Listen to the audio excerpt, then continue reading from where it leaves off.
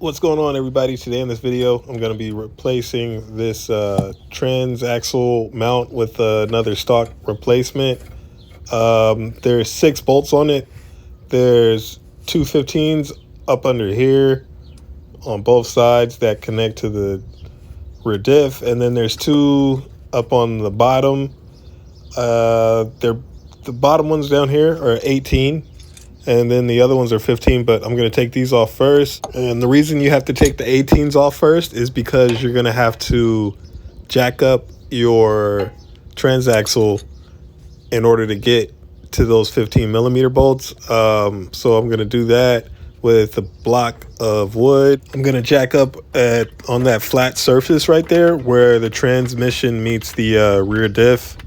You have to watch and make sure that you're not jacking the rear diff up too high and smashing anything, because there's wires and stuff going through, but you shouldn't smash anything. Plus you got the brake lines back there, so you want to make sure you watch. You don't have to take your exhaust off or anything. Don't worry that I had mine off. That was just, I was doing something else regarding that.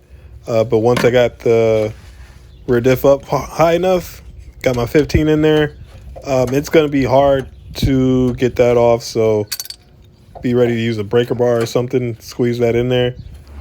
But once you get each of those bolts off from the right and the left side, you can now slip this mount out. You're gonna have to move those that wire harness a little bit out of the way.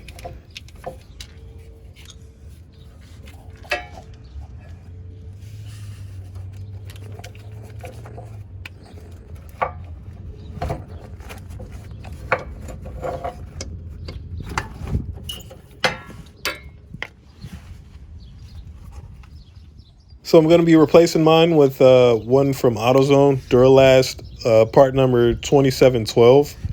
I know they don't have the best parts, but it's lifetime warranty, and it was just a quick swap because I'm having an issue with bucking.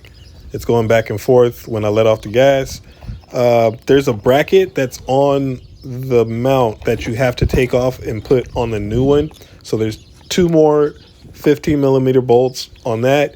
Either stand on it or put it in a vise, break those loose. Don't forget the way you took it off so that you can put it back on the right way and won't have to disassemble that. I got all that dirt off of there.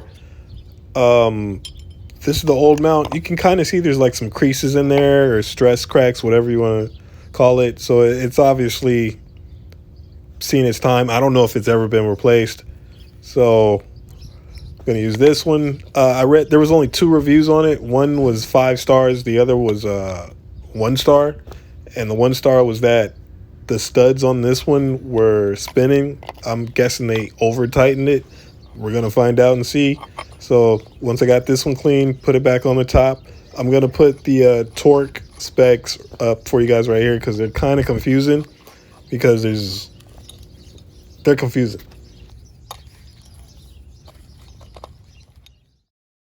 So the transaxle mount to bracket nuts, which is the bracket is what I just took off, is 43 foot-pounds of torque. The rest of the bolts are 37 foot-pounds of torque.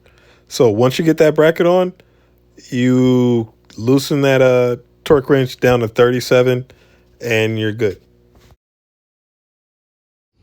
So once again, these 2 bolts, the 15s on the top, are going to be 43 foot-pounds of torque, and then the rest of the bolts 37. So you're just going to slide it right back in. The big little silver dot on the back is going to be facing towards the back, I believe. Put your 15s back in, tighten those up until you can torque them down with a torque wrench.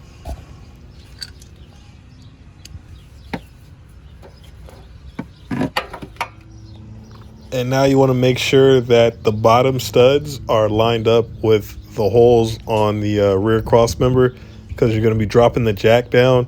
So you want to do that slow, so you make sure that you don't damage those studs or anything else. And boom, they're through.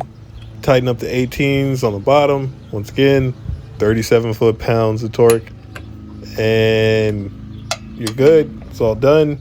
Mine didn't spin. I didn't have any issue. I took off, drove the car.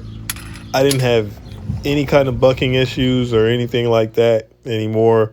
So thank you guys for watching. See you guys on the next one.